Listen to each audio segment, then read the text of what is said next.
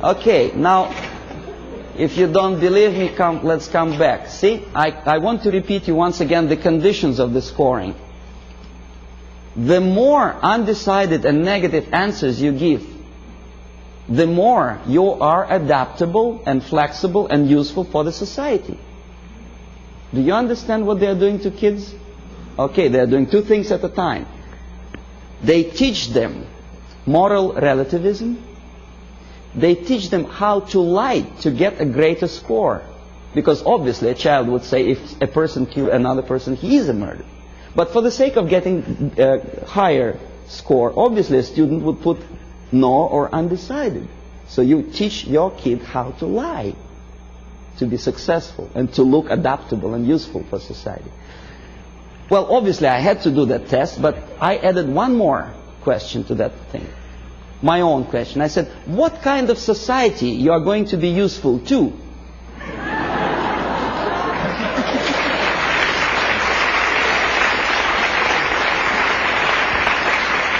And most of my students give me an excellent answer. They say, a society where there is no moral principle, no respect to God, love, family, and working ethics.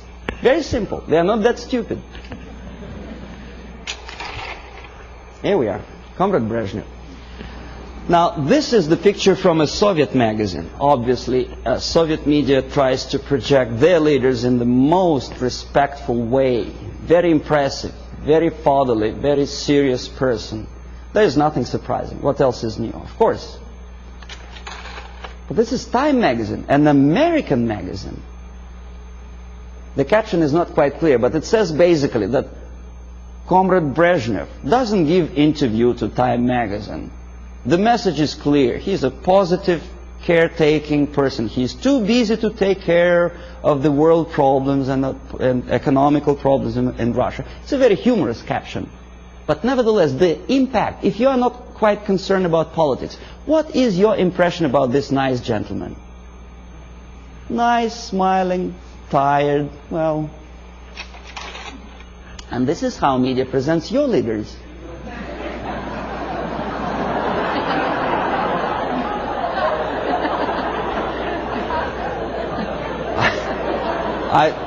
I don't know whether he deserves to be presented like that or not. This is a different question.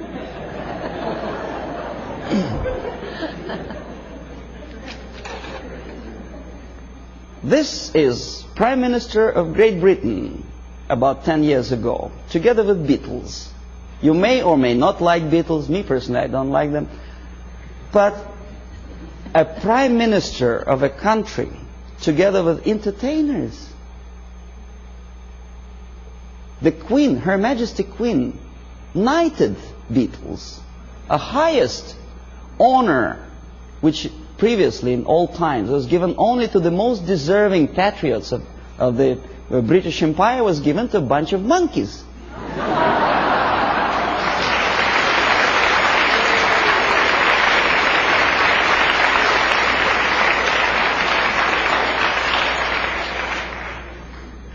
Valéry Giscard d'Estaing is playing football. He's our guy. He plays piano. No, never mind what he does for politics or world problems. He is nice, charming personality. Helmut Schmidt is taking part in a circus performance. Nice, charismatic leader. Never mind what his policies are. He's popular. He's in the section of People of Time magazine. First Lady of the United States together with the pop singer, folk song singer. Well, so what?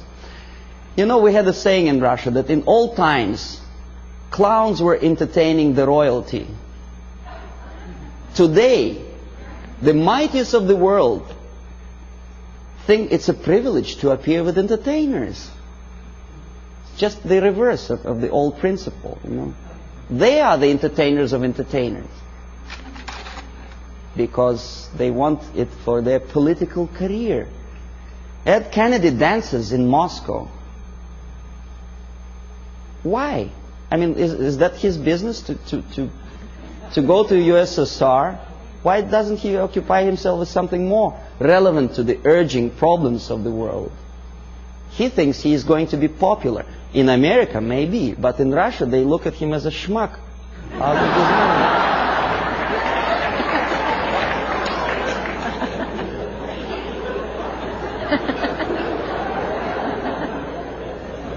Senator McGovern is talking to a gorilla somewhere in Africa. Not the gorilla monkey, but a young member of National Patriotic Movement. The movement which is indoctrinated by the Soviets, armed and paid for.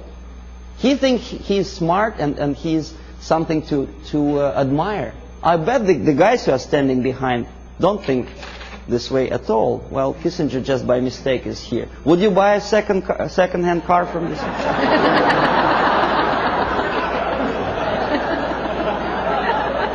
Pierre Trudeau, Prime Minister of one of the most developed industrial nations, independent nation in the world, is befriended by Fidel Castro. If you remember, Canada never stopped trade relations with Cuba, despite the urge from the United States government's administrations not to sell Cuba strategic technology and materials. No, he wouldn't listen to the United States. He smiles at Fidel Castro. Meanwhile, his wife, estranged wife, Margaret Trudeau, is talking to rock star. I forget his name. That's it. That's him, right? And he is posing for pictures like that. That's the Prime Minister's wife? That's her too. In French Riviera with some Hollywood actor. Why?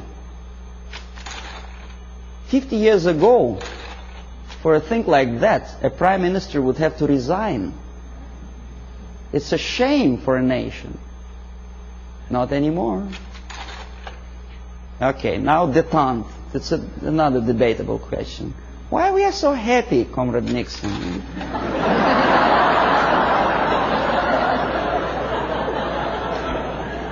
What is so funny? I would like to ask. Yeah, smile again. Why? He's standing next to a mass murderer and he's smiling.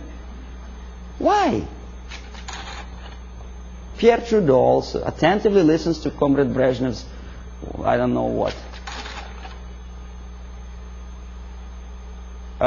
West German chancellor is helping Comrade Brezhnev to stand up because the senile leader of Russia is unable to stand up without Western aid.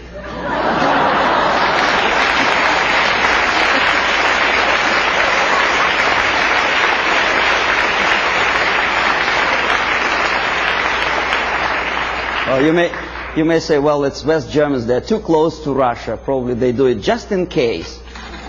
Okay, here's the same thing. Carter is helping. The president of the mightiest power in the world, United States, is helping Comrade Brezhnev. You remember the incident when Brezhnev almost stumbled down the staircase somewhere in Vienna, of course, and thanks to Carter, he didn't fall. Andrew Young is talking to a dictator in Africa. Again, McGovern, I think, is talking to Agostino Neto, a Soviet puppet in Luanda. Why? Is it that necessary to be friendly, to smile at each other?